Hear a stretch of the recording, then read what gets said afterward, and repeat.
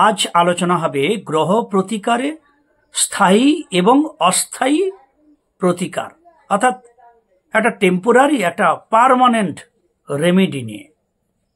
একদম গুরুত্বপূর্ণ একটি আলোচনা, অবশ্যই সঙ্গে থাকবেন।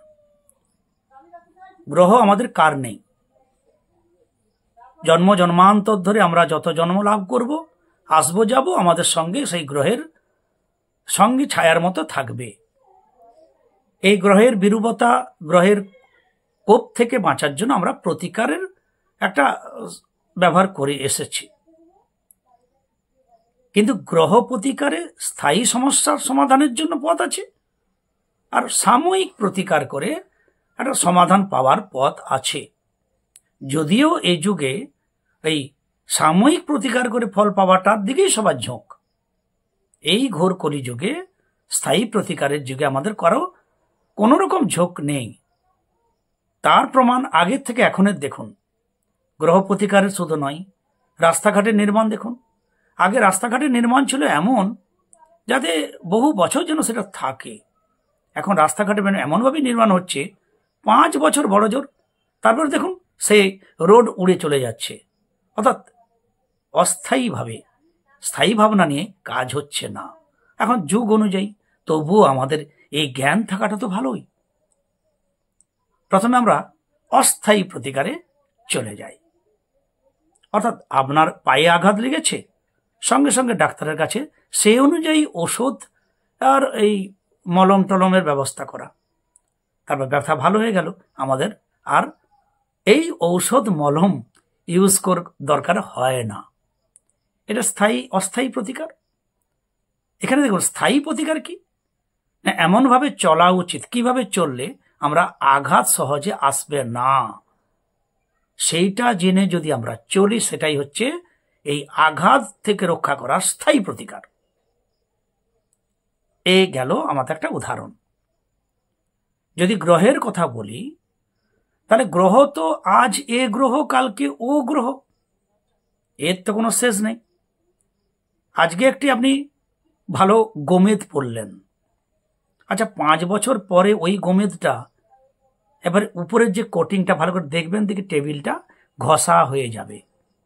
এই কাজ করতে করতে, ধোয়া মাজা করতে করতে মায়েদের তো বেশি হয়, তখন ওই গোমেদটা কিন্তু আর কাজ হবে না।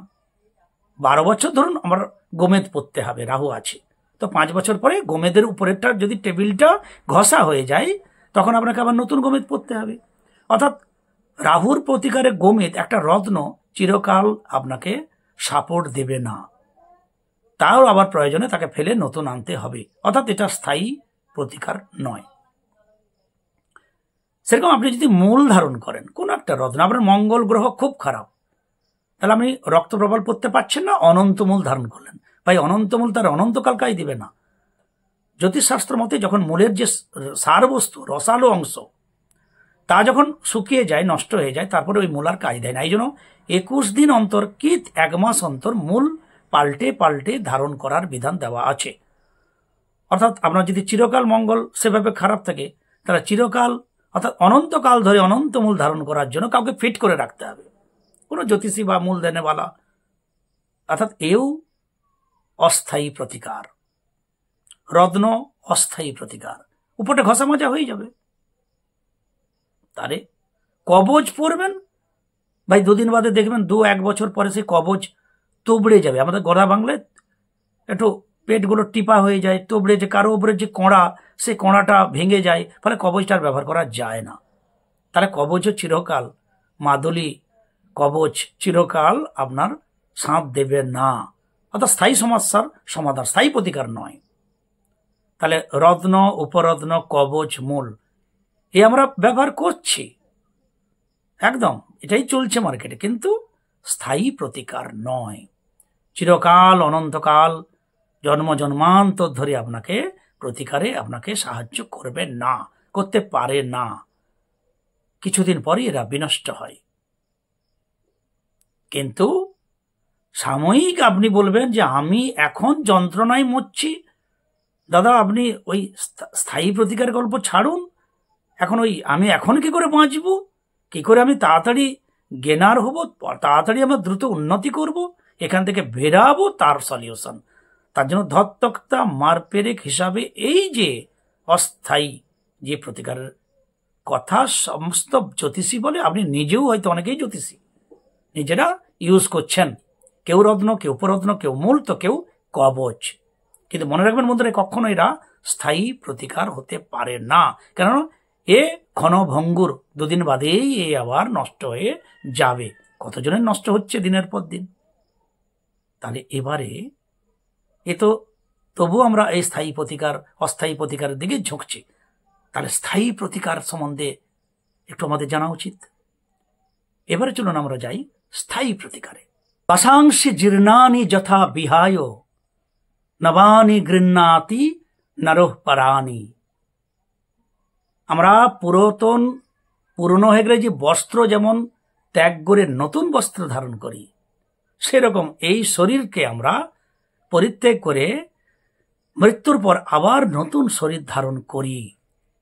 অর্থাৎ আমরা মরি না, আমাদের এই শরীরটা মৃত হয়, তখন এই শরীর ত্যাগ করে আমরা আবার নতুন শরীর ধারণ করি। কেননা এর প্রত্যুত্তরেই বলা আছে শ্রীমদ্ ভগবদ গীতায়, নৈনং ছিন্দন্তি শস্ত্রাণি নৈনং দহতি পাবক। মানে আমরা এই যে আত্মা স্বরূপ, আমাদেরকে কোনো অস্ত্র ছেদন করতে পারে না, আগুন পোড়াতে পারে না, কেউ সিক্ত করতে পারে না, অর্থাৎ আমরা কেউ ধ্বংস করতে আমরাকে পারবে না। যদি ধ্বংস হয়, বিনষ্ট হয় আমাদের শরীর, আমরা নই। অর্থাৎ আমরা আত্মা স্বরূপ, আমরা আত্মা, আমরা সোল। মৃত্যুর পরে আমাদের সঙ্গে কি যায় না, আমাদের সঙ্গে আত্মার সঙ্গে সূক্ষ্মভাবে মন, বুদ্ধি, স্মৃতি, মানে একটা পেন ড্রাইভ আর কি, আত্মার সঙ্গে একটা প্যাকেজ, একটা সিম কার্ড নয়, ওই আপনার যে আমাদের যে চিপ, তারা সেই পেন ড্রাইভে আত্মার সঙ্গে যাচ্ছে মন, বুদ্ধি, স্মৃতি। এই অনন্তকালে আবার জন্ম, আবার গ্রহ ভোগ, গ্রহ তো ছাড়বে না। তাহলে এই গ্রহ প্রতি চলছে, আমরা কর্ম করছি। কেউ কেউ এমনও গোপনে কিছু অসৎ কর্ম করে সংসার চালাচ্ছেন, তার বাড়ির লোকও জানে না, কিন্তু আপনি বলবেন না, এমনও হতে পারে।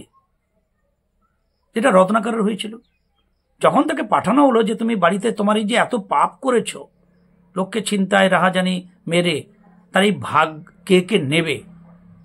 রত্নাকরের ধারণা ছিল যে এই পাপ আমার ঘরে সবাইকে আমি খাওয়াচ্ছি, সবাই নেবে। যখন জিজ্ঞাসা করলো প্রত্যেককে, না আমি তোমার পাপ কেন নেব, তোমার কর্তব্য আমাদেরকে খাওয়ানো, আমরা তো জানি তুমি সৎপথে খাওয়াচ্ছ। তাহলে এই যে আমরা যে যাই কর্ম করছি, যদি অসৎ কর্ম করি, তার পূর্ণ ফলভোগ আমরাকেই করতে হবে। আবার কর্ম না করে আমরা ক্ষণকাল থাকতে পারবো না, না কর্মময়ং জগৎ। তাহলে এই কর্ম জগতে আমরা কর্ম কনস্ট্যান্ট করছি, আবার তার পিছনে আমাদের ফলকেও ছেড়ে রাখছি, নিজেরাই তৈরি করছি কিভাবে ফল ভোগ করব। তাহলে এই জন্য অনন্তকালের পথ, অনন্তকাল ধরে আমাদের সঙ্গে গ্রহ থাকবে। তাহলে এই গ্রহ প্রতিকারে পার্মানেন্ট সলিউশন কি, যা অনন্তকাল আমাদের সঙ্গে যাবে, তা হচ্ছে জ্ঞান। এই জ্ঞান আমাদের থাকতে হবে যে এই কর্মজগতে, কর্মকাণ্ড, এই জগতের লীলা খেলা এই জগতেই। আপনি মায়ার পিছনে ছুটছেন, মায়া এখানেই। অর্থের পিছনে ছুটছেন, আপনি অনেক অর্থ সারা জীবন ধরে সবকিছু বরবাদ করে অর্থ সঞ্চয় করলেন, কিন্তু যাবার সময় 1 টাকা কানা করি কেউ নিয়ে যেতে পারবে না। ওই জন্য মৃতদেহ নিয়ে যাওয়ার সময় অর্থ ছড়ানো হয়। 1 টাকা 2 টাকা, আগে 10 পয়সা, 1 পয়সা, 5 পয়সা ছড়ানো হতো, ক্ষয়ের সঙ্গে ছড়ানো হচ্ছে। অর্থাৎ সেই বডিকে বলা হচ্ছে, তুমি দেখো এই যে কানা পয়সা, এখানে সব, এখানের জিনিস এখানেই। যারা শিল্পপতি, তারা যে গমন করলো, তারা 1 টাকাও নিয়ে যায়নি, সে এখানের টাকা এখানেই রইল। যাবার সময় যদি কোনো রতন টাটা বা এই ধরনের শিল্পপতিকে জিজ্ঞাসা করা হতো, যারা দেহত্যাগ করেছেন, যে এত বড় আপনি ধনী, এত শিল্প, যাবার সময় কি নিয়ে যাচ্ছেন, একটাই উত্তর, আমি কিছুই নিয়ে যাইনি। যদি তাকে জিজ্ঞাসা করা যে আপনি কি করা উচিত ছিল, তখন একটাই কথা বললাম, গোবিন্দকে ভজনা করা উচিত ছিল, ঈশ্বরকে এক হাতে ধরেই সমস্ত কর্ম করা উচিত ছিল। অর্থাৎ তার উপাসনা, যে ধর্মেরই মানুষ হন, তার সঙ্গে কানেক্টেড, তার সঙ্গে মানে নিজের সঙ্গেই। আমরা যদি আত্মা হই তাহলে আমরা যেখান থেকে সৃষ্টি হয়েছি তিনি পরমাত্মা, সেই পরমাত্মার সঙ্গে আত্মার মিলন করানোটাই জন্যই এই লীলা ক্ষেত্র, এই জ্ঞান আমাদের সবার থাকতে হবে। আর এই পথে যদি হাঁটা হয় তাহলে তার জন্য প্রথম যে উপাসনা, নাম জপ, স্তোত্রম পাঠ, মেডিটেশন, ধ্যান, সাধুসঙ্গ, তীর্থ দর্শন, এই যে পথ, এই হচ্ছে আমাদের অনন্তকালের রেমেডি, চিরকালের জন্য রেমেডি, আজ কিংবা কাল। সবাইকে এই পথে আসতেই হবে।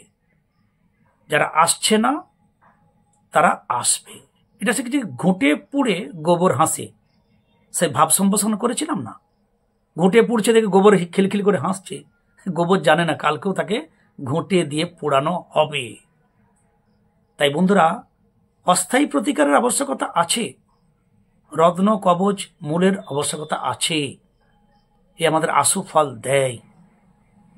কিন্তু কত মূল কত কবচ ধারণ করবেন বলুন তো? দুদিন ছাড়া তো নষ্ট হবে। তাহলে চিরস্থায়ী প্রতিকারের কথা কি ভাবা ঠিক নয়? তার চিরস্থায়ী প্রতিকার যদি ভাবতে হয় তাহলে আমাদের তার সঙ্গে কানেক্টিং করা এই একমাত্র শ্রেষ্ঠ পথ, যার ফল কেউ নেবে না, এবং ওই পথ ধরলে আপনার মুক্তি পর্যন্তই হতে পারে।